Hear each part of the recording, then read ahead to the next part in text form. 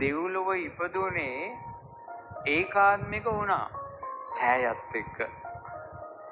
එයාට ගොනා ඇවිල්ලා අනිනකොට එයාගේ හිත තිබ්බේ ඇඟේ නෙවෙයි සෑයේ. බුදුරජාණන් වහන්සේ ළඟ හිත තිබේ. විමානවත්තු කියවන්නකෝ.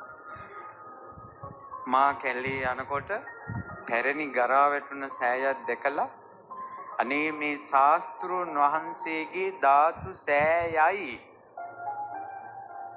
අන්න හිත කියන්නේ දෙතෙන්න. මේ ශාස්ත්‍රුන් වහන්සේගේ ධාතු සෑයයි කියා සිතා වැටකුළු මල් 7ක් රැගෙන ධාතු සෑයට පිදීමට මා යද්දී ගොනෙක් ඇවිල්ලා එන්නා. එතනම මැරුණා දෙව්ලොව. හිත ඒකාත්මික කළා තිබ්බේ.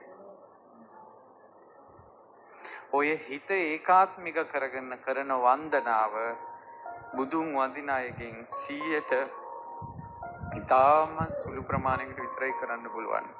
මිනිසුන්ගේ හිත විසිරිලා තියෙනවා.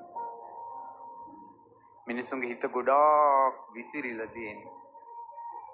හිත විසිරුණ මිනිස්සු කරන පින්කම් වලින් ඒ මිනිස්සු දෙව්ලොව ඉපදුනොත් ඉපදෙන්නේ පිරිවර දෙව් පිරිවර ඇතුලේ ඉපදෙන්නේ දිව්‍ය රාජයෙක් වෙන්න.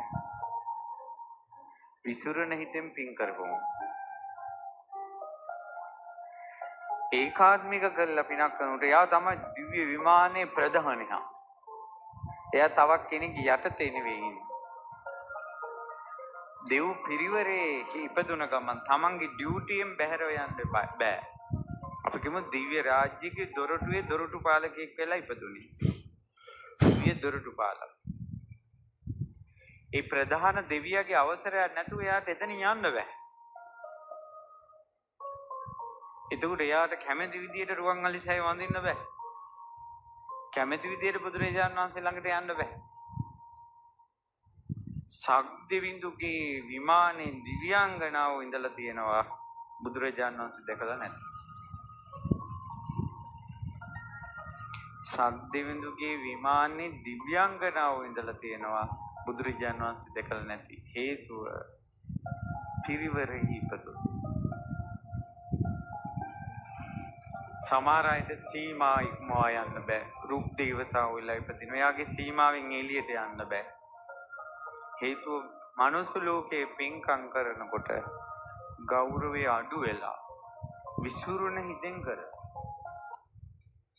ඉතින් ඒ නිසා අර හිතක් හොඳට තුනුරුවන් කෙරෙහි ශක්තිමත් කරන එක ඒකාත්මික කරන එක පුදුම බලවත් දෙයක්. ඉතින් ඒක පුළුවන් නම් මේ කියපු මේ අනුශාසනාව පොඩි දෙයක් නෙවෙයි. මේ අපිට වරදින තැන් පුළුවන් නම් හදාගන්න. ඉතින් පින්වන්තයි නම් අපිට තියෙන්නේ අනිත් අය වට වෙන නිසා. නැත්නම් පූජාවක් ගත්තම හිතන්න ගන්නවා අර මිනිස්සු ඇවිල්ලා වඳිනවා, කතා කරනවා, පිටිපස්සෙන් එනවා, ජීවමානව දැක්කලු, බණ අහනවලු. ඉතින් මම කිව්වා ඉතින් අහන්නනේ කියන්නේ කියලා. අහනවලු. සමහර මිනිස්සු අනේ ඔබ වහන්සේගේ බණට කියනවා වඳින්නත් එපා කියලා, නොවන්දත් බෑ කියලාත් වඳ. අර කියපු බණ කියලා වඳිනවා.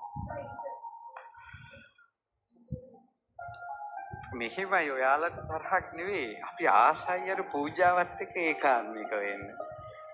අපි දක්ෂ නෑ අර ඔක්කොම බැලන්ස් කරගන්න. මම දක්ෂ නෑ. ඔබ දක්ෂයි නම් ඔබ hina වෙවි කතා කර කර ෆොටෝ ගගහ සෑය වඳින්න.